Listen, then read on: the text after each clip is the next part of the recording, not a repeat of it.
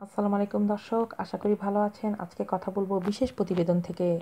দুই বোনের অনৈতিক কর্মকাণ্ড হয়েছেন কোটিপতি। একজন সাথী, অন্যজন শোভা, সম্পর্কে দু বোন, পোশাক, চেহারায় আভিজাত্যের ছাপ, আর এটাকে পুঁজি করেই প্রতারণার ফাঁদ পাতেন তারা।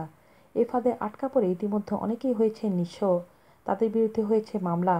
তাদের প্রতারণার ধরন দেখে পুলিশ অবাক। মামলা তদন্ত করতে গিয়ে চাঞ্চল্যকর তথ্য উদ্ঘাটন করেছে পুলিশ। কিন্তু কিভাবে চলে তাদের প্রতারণা? পুরো নাম নুরুন নাহার সাথী ও কামরুন নাহার শোভা, দুই বোন। কখনো তাদের পরিচয় ব্যবসায়ী, কখনো আইনজীবী, কখনো সাংবাদিক। প্রভাবশালীদের সঙ্গে তাদের চলাফেরা, পোশাক আর চেহারায় আভিজাত্যের ছাপ। সহজেই কারোর সঙ্গে তার সখ্যতা বা বন্ধুত্ব গড়ে তুলতে পারেন। তারপর রেস্টুরেন্টে লাঞ্চ, ডিনারের নামে আড্ডা। সুযোগ পেলে শোনান তাদের ব্যবসার নানা গল্প। এভাবে এগিয়ে যান নির্দিষ্ট লক্ষ্যে। ব্যবসায় বড় অঙ্কের বিনিয়োগ বা ধার চেয়ে বসেন সুযোগ মতো।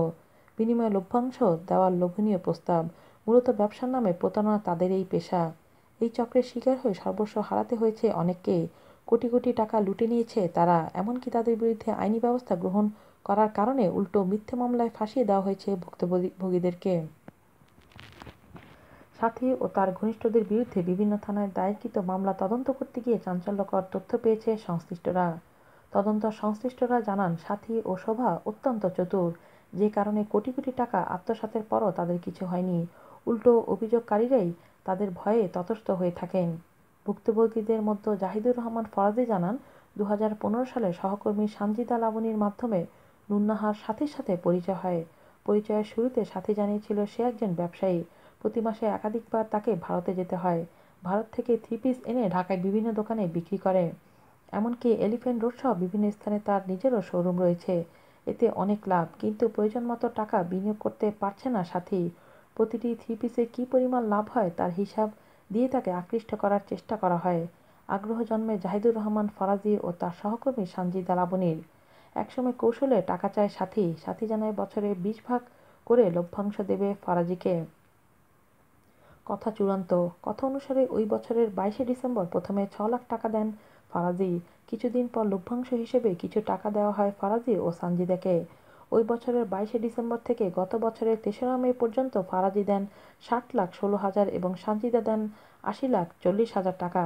দুজনে মোট 1,40,56,000 টাকা দেন সাথীকে। তারপরই প্রকাশ পায় সাথীর আসল চেহারা।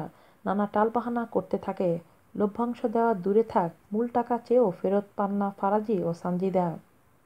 ওই টাকা দিচ্ছি বলে সময়ক্ষেপণ করতে থাকে সাথী। বারবার তাগাদা, বারবার তারিখ। ফরাজি ও সানজিদা লাবণী জানান, গত বছরের 3রা মে 20% লভ্যাংশ সহ পাওনা 1,05,40,000 টাকা গত বছরের 10ই মের মধ্যে ফেরত দেবে স্ট্যাম্পে একটি অঙ্গীকারনামা করে সে। পরে টাকা না দিয়ে ভিন্ন পথে হাঁটে সাথী। সাথী ও তার বোন শোভা নানাভাবে হুমকি দেয় তাদের। প্রভাবশালী নেতা, উচ্চ পর্যায়ের কর্মকর্তা, সাংবাদিক সব তাদের হাতের মুঠোয়। যা খুশি করতে পারবে তারা। প্রতিবাদ করারও সুযোগ পাবে না। উল্টো নিজের জানটা খোয়াতে হবে বলে হুমকি দেয় সাথী ও তার সঙ্গীরা। এভাবে ভয়ভীতি দেখালে পল্লবী থানায় একটি সাধারণ ডায়েরি করেন ফরাজি। পরবর্তীতে গত বছর 25শে জুলাই জাহিদুর রহমান ফরাজি বাদী হয়ে পল্লবী থানায় একটি মামলা করেন।